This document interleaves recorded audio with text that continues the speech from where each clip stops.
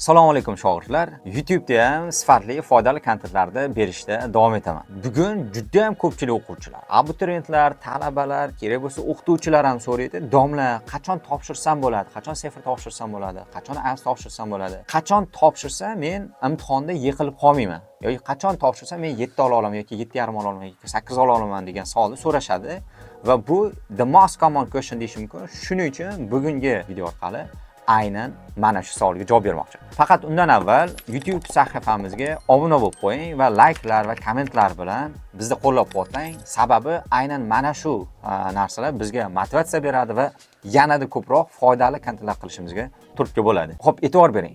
Ko'pchilik so'raydigan savol aynan mana shu. Ya'ni qachon men topshirishim kerak?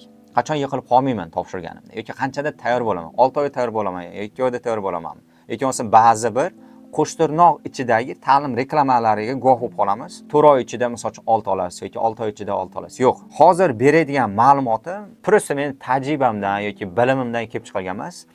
Aynan sefr shkalasi bo'yicha, sefr bo'yicha, Cambridge bo'yicha yaratilgan va ko'plab lingvistlar va ekspertlar research qilgan, ya'ni tadqiqot o'tkazgan, aynan mana shunga asoslanib ko'plab statistikalar, ma'lumotlarga tayangan holatda fikr berishga harakat qilaman va e'tibor bering. Til o'rganishda xohlagan tilda o'rganishda, bu ingliz tili bo'lishi, rus tili bo'lishi va hokazo bo'lishi mumkin. Guided learning hours degan narsa bor va mana shu narsani tushunishingiz siz uchun juda ham muhim. Siz hozir qaysi darajada bo'lishingizdan qat'iy nazar, ya'ni elementary'misiz, pre-intermediate-mi, intermediate darajadamisiz yoki beginner darajadamisiz yoki 2 oydan keyin topshirasizmi, 3 oydan keyin topshirasizmi? Avvalo mana shu qoidani tushunib yetishingiz kerak. Bu guided learning hours, bu vaqt, buni ekranda chiqarib ham qo'yamiz. Ma'lum bir darajadan ma'lum bir darajaga yetib borishingiz uchun sizdan ma'lum bir vaqt talab qilinadi. Misol uchun A1 darajadan A2 darajaga misol uchun deylik 150 soat talab qilinishi mumkin. Buni jadvalda ko'rib olishingiz mumkin. Misol uchun 150 soat talab qilinadi A1 darajaga yoki 200 soat talab qilinadi. Siz mana shu soatni bosib o'tmagunizgacha siz hech qanaqasi o'sha levelga yeta olmaysiz. Misol uchun B2 levelga yetib borishingiz uchun sizdan taxminan 500 soat, 600 soat talab qilinadi deydi.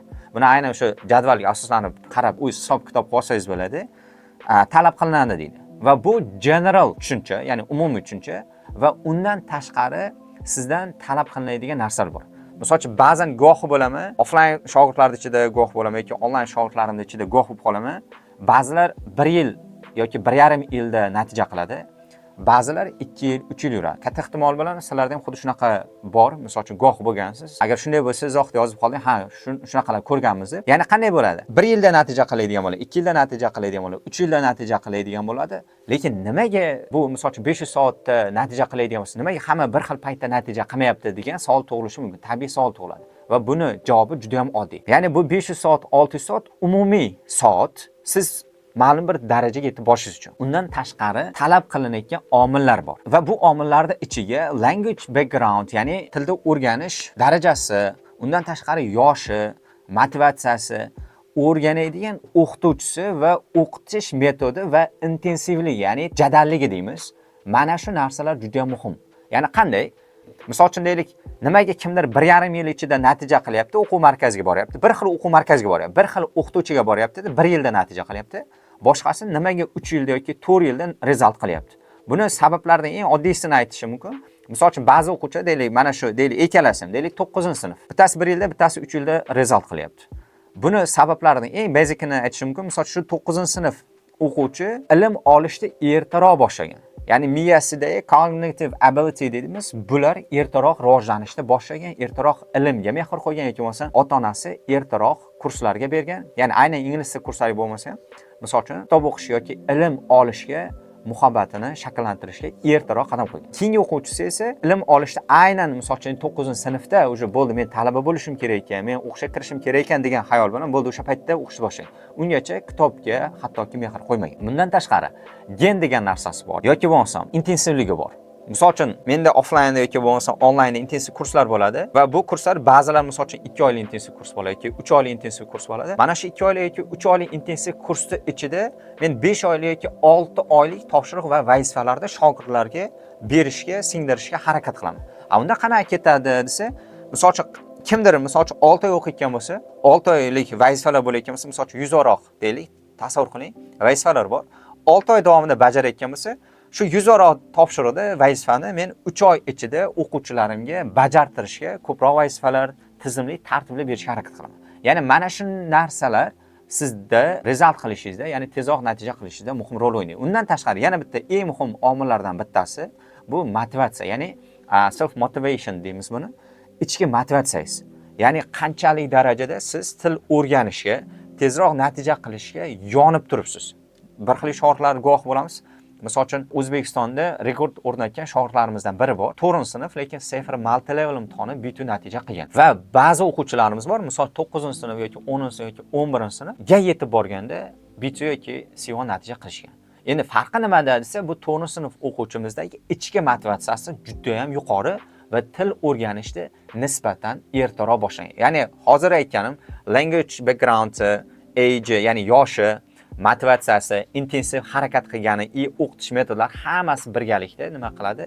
Bitta kuch sifatida rol o'ynaydi. Aynan mana shu faktorlar sababli men bitta xulosa qilib ayta olaman. There is no one size fits all answer to this question degan narsa bor. Ya'ni bu savolga bitta tushadigan javob yo'q. Misol uchun sen 2 soatda natija qilasan, sen 4 soatda natija qilasan, yoki bo'lmasa sen 5 oyda natija qilasan, yoki sen 3 yilda natija qilasan, yoki sen 2 yilda natija qilasan degan o'qituvchida ma'lum bir darajada tajriba yetishmaydi. Ya'ni tushuning, kimdir sizga misol uchun senga 2 oy ichida natija qilib beraman yoki 3 oy ichida natija qilib beraman yoki senga 5 oy ichida natija qilib beraman deyaptimi o'qituvchi yoki bo'lmasam o'quv markaz, u katta ehtimol bilan sizni aldayapti. Yoki unda yetarlicha tajriba yoki bilim yetishmayapti. Sababi hozir aytgan guided learning hourslar yoki bo'lmasam sizda til o'rganishingizga ta'sir qiladigan 5-6 ta faktorlar bu meni fikrim emas, aynan til o'rganish bo'yicha ekspertlarda va lingvistlarda fikri. Va e'tibor bering.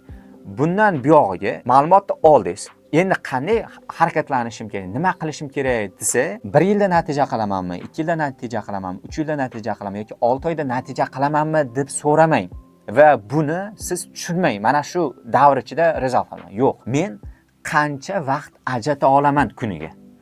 Ya'ni mana tepadagi ma'lumotlarni hozir beradigan javobimga moslashtirsangiz, siz tezroq va yuqoriroq natija qilishingiz mumkin. Dastlab aytganim, 1,5 yil kursga borgan o'quvchi bilan 3 yil kursga borgan o'quvchida ajratadigan, ya'ni natija qiladigan yagona farq bu vaqt bilan hisoblanadi.